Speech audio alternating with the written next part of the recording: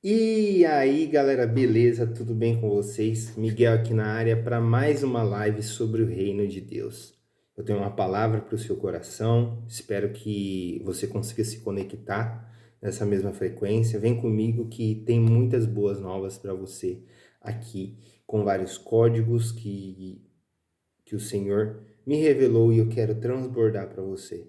São códigos que já estavam aqui, mas que eu tive acesso e eu quero compartilhar com você para que você também tenha acesso, tá bom? Abra sua Bíblia aí para você ir acompanhando e não ficar só uma monotonia aqui, já aproveita e desce o dedo nesse like e se inscreve.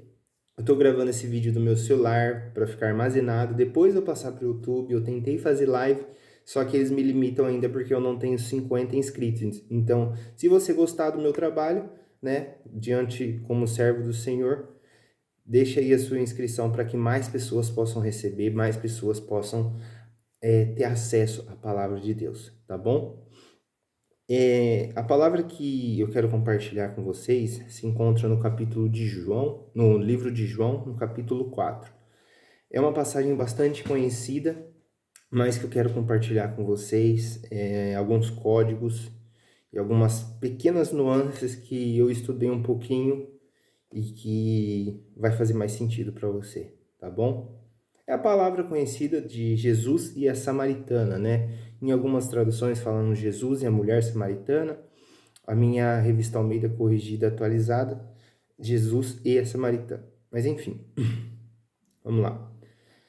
Quando os fariseus ouviram que Jesus fazia e batizava mais discípulos do que João, se bem que Jesus não batizava, e sim os seus discípulos, ele deixou a Judéia e voltou outra vez para a Galiléia.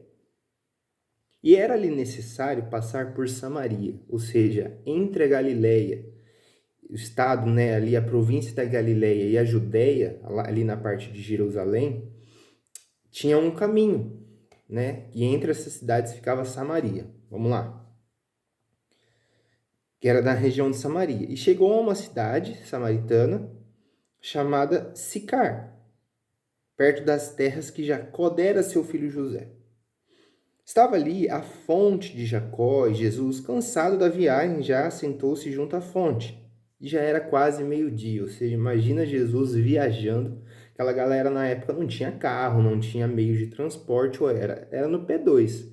Então imagina ele saindo de madrugada ou cedo de outra cidade, ou já estava dias, eu não sei falar especificamente qual é o tempo que leva de uma cidade para outra, mas já era meio-dia, ele estava cansado, com sede e chegou naquele tanque para se refrescar, para beber água.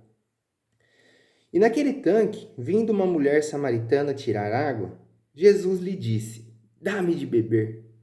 Imagina uma mulher chega para, né, para pegar ali a sua água e um cara do nada olha para ela e fala: Me dá água, dá-me de beber. É uma imposição, é algo ousado, né, que nosso Senhor Jesus fez. Mas ele tinha um propósito para isso. E aqui no versículo 8, ele coloca entre parênteses: seus discípulos tinham ido à cidade comprar comida. Ou seja, Jesus estava sozinho. Era o plano dele. Eu fico imaginando Jesus indo na frente e os discípulos indo atrás e falou assim: ó, se quiser ir para o tanque, vai que a gente vai na cidade comprar comida. A gente está com fome, a gente está viajando. Disse-lhe a mulher samaritana: ó, desculpa aí, senhor, mas como sendo tu judeu, me pedes de beber a mim, que sou mulher e samaritana. Aí ele coloca, pois os judeus não se dão bem com os samaritanos.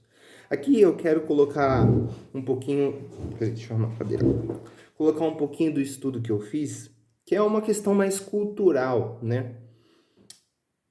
Como sendo, por que me pede de beber a mim que sou mulher? Ou seja, um outro homem me pedindo algo para mim sendo mulher, porque naquela cultura, no judaísmo e até em outras religiões e culturais daquela época, um homem não poderia se dirigir à mulher de outro homem, nem em conversa, nem em atitudes, nem em ajuda, nem em cumprimentos, a não ser que se fosse da família. Ou seja, um judeu chegando para uma mulher que ele nem sabe se tem marido, nem sabe, né, se é comprometida, já conversando com ela e pedindo água ainda, ela ficou assustada, falou assim, ô meu filho, você esqueceu da nossa cultura? Você esqueceu de onde você veio? Você esqueceu do que acontece? Como que a gente trabalha aqui? Como que são as relações? Mas Jesus veio para quebrar isso, amém? Pois os judeus não se dão bem com os samaritanos. Por que os judeus não se dão bem com os samaritanos? Os estudos vão dizer, a palavra fala que o reino de Israel foi dividido, né, em parte norte e em parte sul. E essa divisão da parte norte ficou em Samaria. Só que essa divisão fez com que esse pessoal de Samaria tivesse uma miscigenação cultural, ou seja, vieram assírios, né? Vieram povos de outras denominações, de outros países, de outras províncias que trouxeram consigo também outras religiões. Perdão. Outras religiões, culturas, outros deuses. Ou seja, virou ali uma miscigenação religiosa. Então os judeus, né, o Reino do Sul, não aceitava essa miscigenação. Não era mais puro, aquela pureza de ser Israel, as 12 tribos, terminou. Porque o povo do Sul acusava o povo do Norte por causa dessa miscigenação. Ou seja, os judeus acusavam os samaritanos por essa miscigenação. Conseguem entender? Então eles não se davam bem. Tanto que os samaritanos edificaram um templo, né, em Samaria para adorar a Deus, e os judeus edificaram um templo em Jerusalém para adorar a Deus, e um confrontava com o outro, e os samaritanos queriam adorar a Deus no monte, mas os judeus queriam adorar a Deus no templo. Então fica essa... É o mesmo Deus, só que tem essa separação que Jesus veio para quebrar, inclusive. Porque eles estavam apegados a coisas, a religiosidade, a forma como, né? E Jesus veio para quebrar isso. Vamos dar continuidade. Eu acabei saindo um pouco aqui. Respondeu-lhe Jesus, né? Ela fez esses questionamentos. Se conheceras o dom de Deus, ou seja, se você realmente conhecesse Deus, e quem está te pedindo de beber, tu lhe pedirias e ele te daria água viva. Ou seja, se você conhecesse realmente Deus e soubesse esse judeu que está aqui na sua frente, falando, dá-me de beber, você pediria a água dele, que é a água da vida, que é a água viva. Então a mulher ficou meio que sem entender. Senhor, tu não tens com que tirá-la. Ou seja, ela estava falando da água. Tu não tens com que tirá-la e o poço é fundo. Onde tem água viva aí? Do que você está falando? Ela ainda no plano carnal, físico. Jesus vem com uma revolução ali. Jesus vem com a parte espiritual, que ele é a água. Quem tem sede, vem a mim e beba. Ela não estava entendendo. Ela estava achando que era a água que o nosso corpo precisa. Aí ela até pergunta, és tu maior que o nosso pai Jacó, que nos deu o poço, do qual ele próprio bebeu, bem como seus filhos e seu gado? Aí Jesus responde, todo aquele que beber dessa água aí, do poço de Jacó, vai voltar a ter sede. Mas aquele que beber da água que eu lhe der, nunca mais terá sede. Deveras, a água que eu lhe der se fará nele uma fonte de água viva que jorre para a vida eterna. Ou seja, você não está bebendo água mais para a água de Jesus, ela se transforma numa fonte. Você não consegue segurar. Imagine uma nascente segurando toda aquela água que ela jorra. Ela não consegue. Ou seja, a partir do momento que você acessa essa água viva, você não consegue segurar. É algo que você quer transbordar sobre a vida das pessoas. Entende? E ele fala, a água que eu lhe der se fará nele uma fonte de água que jorre. Não é só uma fonte que fica ali represada, não. Jorre para a vida eterna. Disse-lhe a mulher, Senhor, dá-me dessa água então, para que eu não mais tenha sede, nem precise vir aqui beber. Ela ainda não tinha entendido. Ela achava que era água que ela ia nunca mais ter sede física. Disse-lhe Jesus, vai, chama o teu marido. Olha aqui como que Jesus é, né? Ele já conhecia o coração, ele sabe de tudo. Vai, chama o teu marido e volte aqui. Respondeu ela, não tenho marido. Disse-lhe Jesus, tens razão em dizer que não tem marido, pois já tiveste 5 maridos e o que tens agora não é teu marido, ou seja, ela estava em adultério, ela estava com o marido de outra. Isso disseste com verdade. Aí ela falou, meu Deus, o cara tá revelando a minha vida. Porque, aí ela fala no 19, disse-lhe a mulher, Senhor, vejo que és profeta, então, já que você está falando a verdade sobre mim. Já que você é profeta, me explica uma coisa. Nossos pais adoraram neste monte. Mas vós, os judeus, dizeis que é em Jerusalém o lugar onde que se deve adorar a Deus. Ou seja, já que você é profeta, vamos resolver esse negócio, essa treta aqui de anos e anos e anos e anos. Já que você tem o dom de Deus, fala a verdade para mim. Já que você está revelando a minha vida, eu sei que você tem dom, eu sei que você é diferente. Tira isso a limpo para mim. E ela pega e fala, nossos pais adoraram aqui. Mas vós, os judeus, dizeis que é em Jerusalém o lugar onde se deve adorar, e eu não sei o que eu faço. Aí Jesus pega e fala, mulher, crê-me, a hora vem em que neste monte, que nem neste monte, mulher, crê-me, ou seja, crê em mim. A hora vem, ou seja, está chegando a hora, em que nem neste monte aqui em Samaria, nem em Jerusalém adorareis ao Pai. Nenhum dos dois lugares. Você não vai precisar ir num monte para adorar, tá? Porque assim, aí o 22 falou assim, vós, os samaritanos, vocês que ficaram com a região norte da divisão de Israel, e que teve aquela miscigenação, adorais o que não conheceis. Aí dá um nó na nossa cabeça, fala assim, como que adorais o que não conheceis se eles adoravam ao Deus de Abraão? Né? Lógico, tinha toda a miscigenação. Aí ele pega e fala, nós adoramos o que conhecemos, porque a salvação vem dos judeus. Ou seja, Jesus estava falando aqui que os samaritanos ficaram lá atrás, só no Deus de Abraão. Ou seja, imagina que você começa a ter um relacionamento com a pessoa e você só conhece a parte dela da primeira vez que você se conheceu.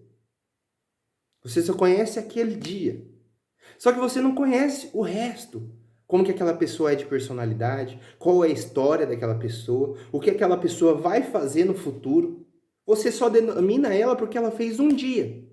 Era isso que Jesus estava falando, para exemplificar. Os samaritanos só conheciam aquele Deus de Abraão, eles não deram continuidade, eles não criam em Davi, eles não criam na continuidade bíblica, né, do povo judeu. Eles não acreditavam.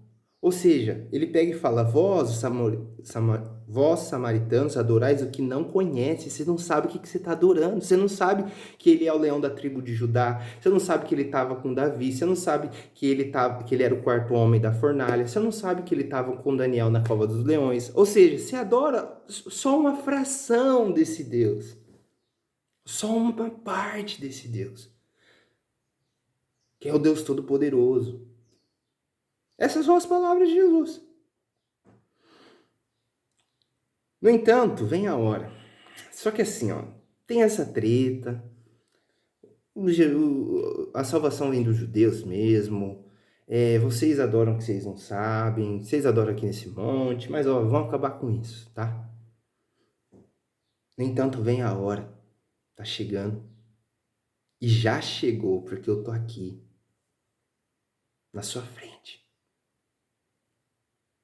Em que os verdadeiros adoradores adorarão o Pai em espírito e em verdade, pois o Pai procura tais que assim o adorem.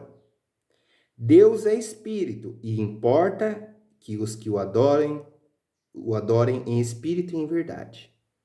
Ou seja, antes a briga era o lugar.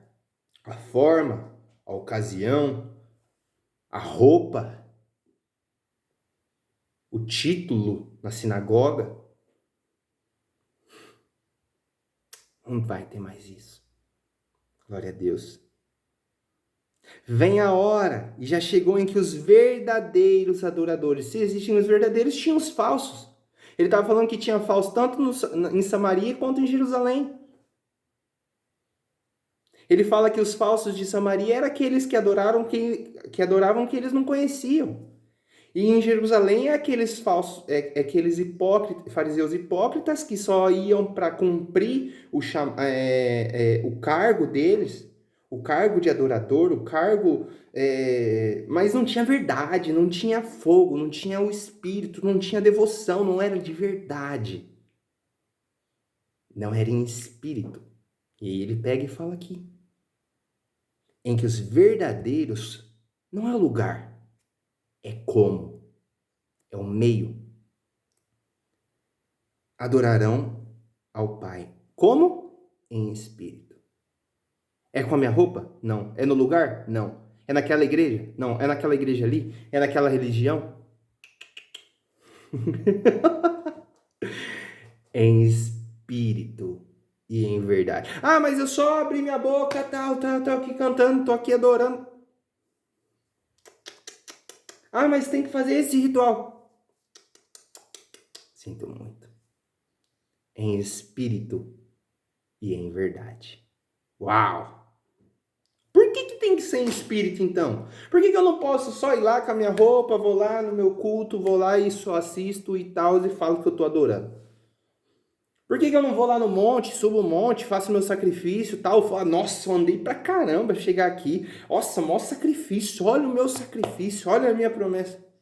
Não importa, não. Em espírito. Por que tem que ser em espírito, então?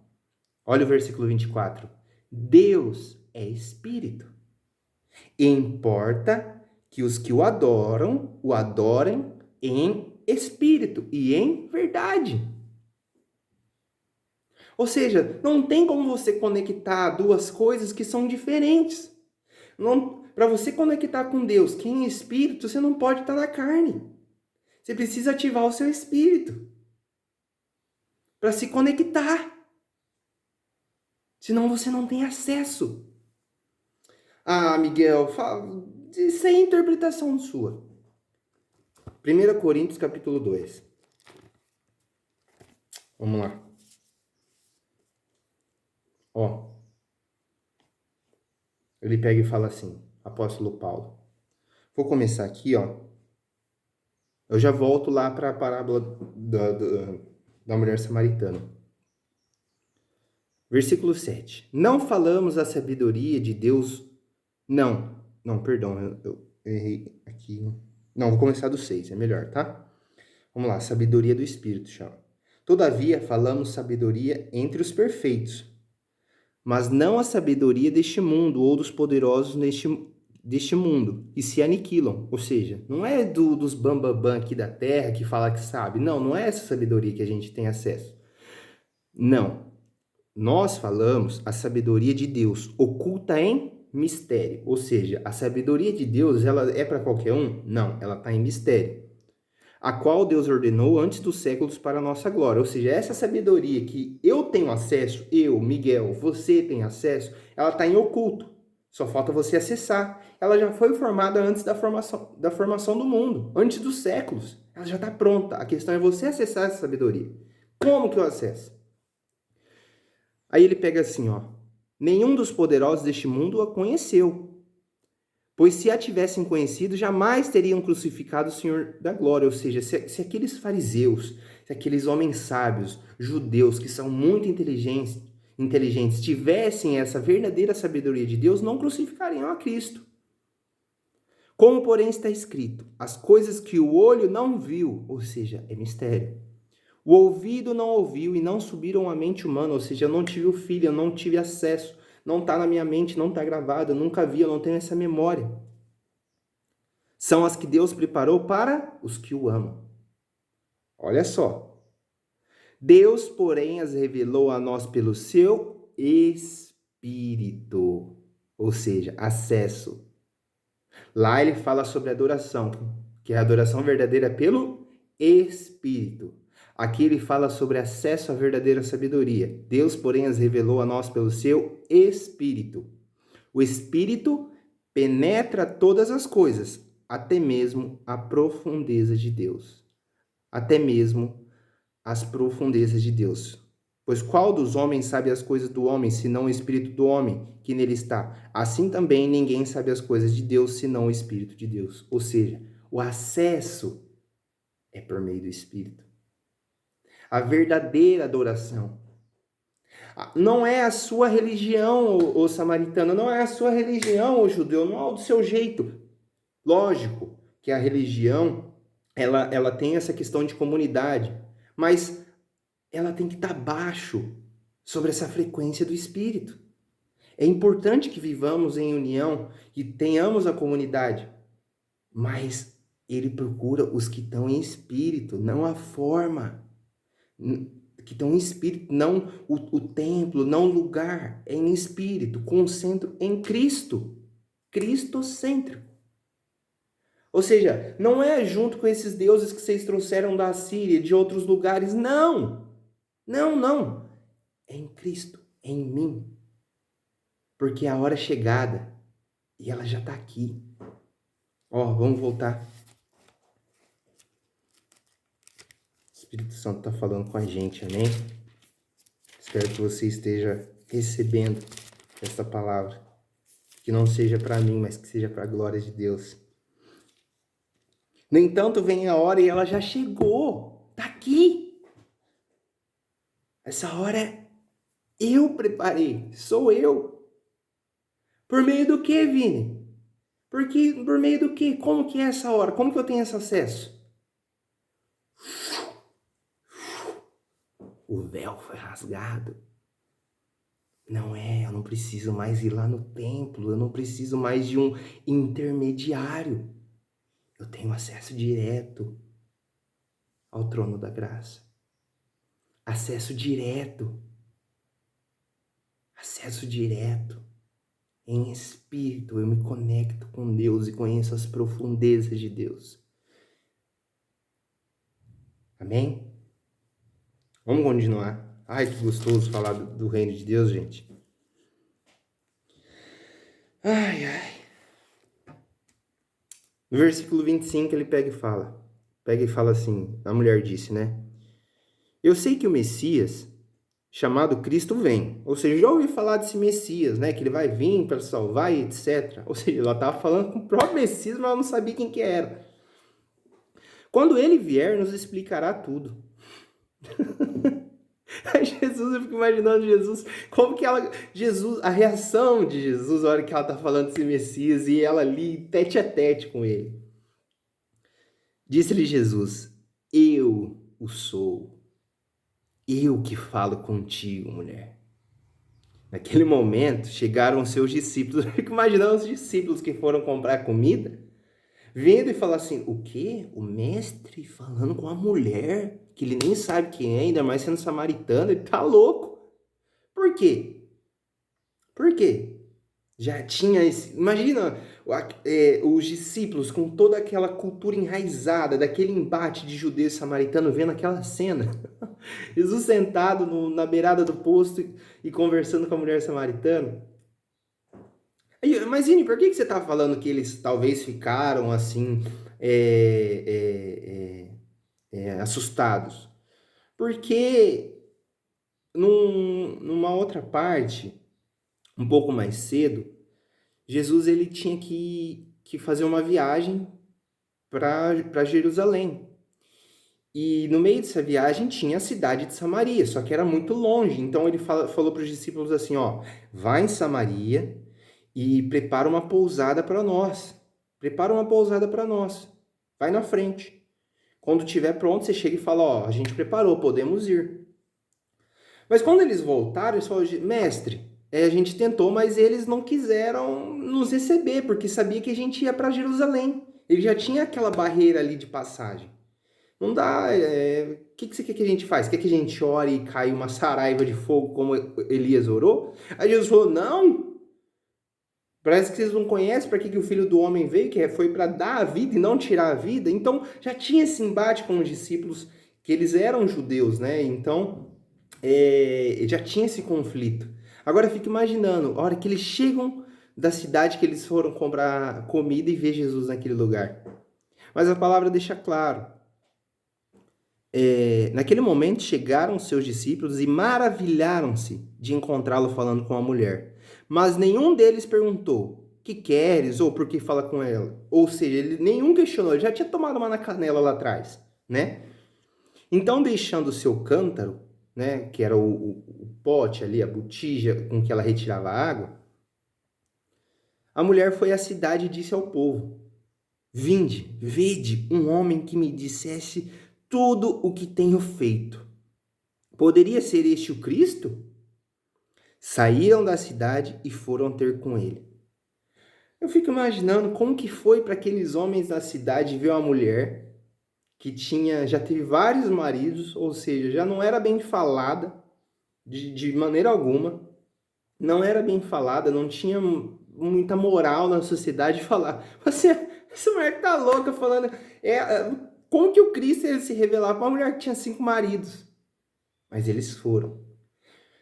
Aquela mulher estava tão cheia, tão maravilhada do brilho que ela tinha pegado ali de Jesus, que eles foram, eles acreditaram nela, porque a palavra fala, ele não foi questionada. Saíram da cidade e foram ter com ele. Falaram assim, vamos lá ver o que é. Enquanto isso, os discípulos lhe rogavam, mestre, come. Falei assim, ó, nós trouxemos comidas, você tá com sede e com fome. Aí o que ele fala? Uma comida tenho para comer, que vós não conheceis. Então os discípulos diziam uns aos outros, será que alguém lhe trouxe comida? Será que ele comeu antes? Aí Jesus falou, a minha vontade... Ah, a minha comida fazia vontade daquele que me enviou.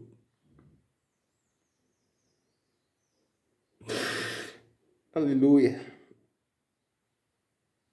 A minha comida fazia vontade daquele que me enviou e realizar a sua obra. Não dizeis, ainda há 4 meses para a colheita? Eu vos digo, erguei os vossos olhos e vede os campos, já estão brancos para a colheita. O que colhe recebe desde já o seu salário, desde já ceifa o fruto para a vida eterna, e assim se regozijam tanto o semeador como o que colhe. Pois é verdadeiro ditado, um é o semeador e outro o que colhe. Eu vos enviei a colher onde não plantastes. Outros trabalharam, e vós usufruíste do seu trabalho. Muitos dos samaritanos daquela cidade creram nele, por causa do testemunho da mulher. Ou seja, olha o que Deus fala aqui pra gente. Uma mulher que teve 5 maridos, uma mulher que era má vista pela sociedade, pelaquela cultura, foi o meio pelo qual as pessoas creram em Cristo. E às vezes você tá aí falando, nossa, logo eu, pecador, logo eu não consigo. Ah, Deus confunde as coisas que não são com as que são. Aquela mulher que havia tido 5 maridos virou uma missionária. Ah, o reino é maravilhoso, cara. É maravilhoso. Creram nele por causa do testemunho da mulher e disse-me tudo o que tenho feito. Muitos dos samaritanos daquela cidade creram nele por causa do testemunho da mulher. Disse-me tudo o que tenho feito. Aproximando-se dele, os samaritanos rogaram-lhe que permanecesse com eles. Uau! Aqueles samaritanos que expulsaram os discípulos quando foram procurar morada. Aqueles samaritanos que tinham dentro de si uma cultura contra os judeus.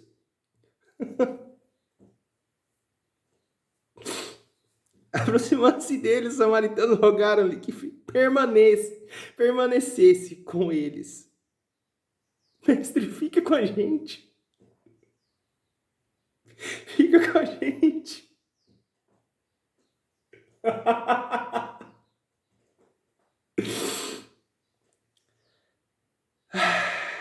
E ficou ali por dias. Ficou ali 2 dias. E por causa das suas palavras, muito mais creram nele. Diziam à mulher: já não é pelo teu dito, nem que nós cremos, já não é por você mais. A gente acredita porque a gente está vendo. Agora nós mesmos o ouvimos falar e sabemos que este é verdadeiramente o Salvador do mundo. Amém? Ou seja, a gente aprendeu tanta coisa aqui, eu tô sentindo Deus. Já foi 30 minutos de vídeo. Desculpa aí atrapalhar um pouco o seu tempo.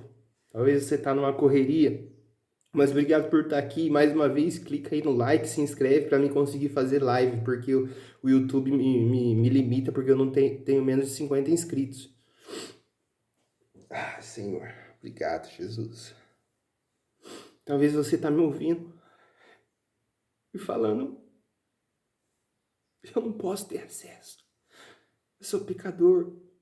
A minha vida tá assim. Não é sobre o que você tem. Não é sobre você, é sobre Ele. Ele fala assim: você tem sede? Você tem fome? Então vem cear comigo. Só vem. Aquela mulher falou assim, aquela samaritana: eu sou a que menos posso. Eu sou a que menos tem moral. Mas ela tinha sede. Ela tinha sede. A questão é: você tem sede? Você tem fome? Ele te chama para a festa. Ele só quer alguém que tenha sede e fome dele. Uma ilustração bem engraçada. Sabe como você faz uma festa e fala para as pessoas levarem as coisas? E algumas pessoas pegam e falam assim: ó, só vem se trazer as coisas. Não, combinado, tudo bem, né? É nosso modo de fazer festa aqui. Uma festa, uma confraternização. Mas Jesus fala assim: você tem sede? Você tem fome de mim? Então vem. É só isso que eu quero. Eu me preocupo mais em ter você comigo. Eu só me preocupo em ter você na mesa. Os lugares de intimidade são no quarto. Fecha a tua porta. Entra no teu quarto. No momento de intimidade. E na mesa. Isso aqui é uma mesa. Você está aqui me ouvindo, você está na mesa. Seja bem-vindo de volta à mesa. Vamos orar? Ai, que gostoso. Quer sentir a presença de Deus. Feche seus olhos. Não abra os olhos agora. Solta o teclado, solta o celular. Respira bem fundo pelo nariz e solta pela boca.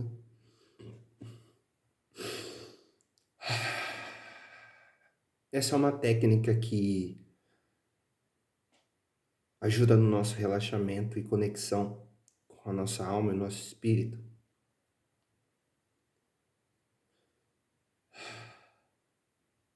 Senhor, Papai, Abba, Pai, eu te agradeço, Pai,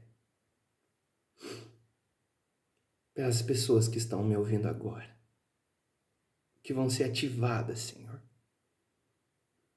que vão ser desbloqueadas, Senhor, da religiosidade, assim como eu tenho sido. Que o teu reino é muito maior do que religião, que o teu reino é muito maior do que o pecado. Que quando eu me envolvo com o teu reino, não há mais prazeres desse mundo que me envolvam. Mas os meus olhos só querem ver o fogo dos teus olhos. Pai, eu te rendo graças. A toda honra, a toda glória seja dada a ti. Pai, visite essas pessoas que estão me ouvindo agora. Consola o coração delas. Nós aprendemos, Senhor, que aquele que bebe da sua água não vai ser uma água fisiológica que entra pela boca, é filtrada pelos rins e vai embora. Não. Mas a sua água nos faz ser uma fonte de água viva.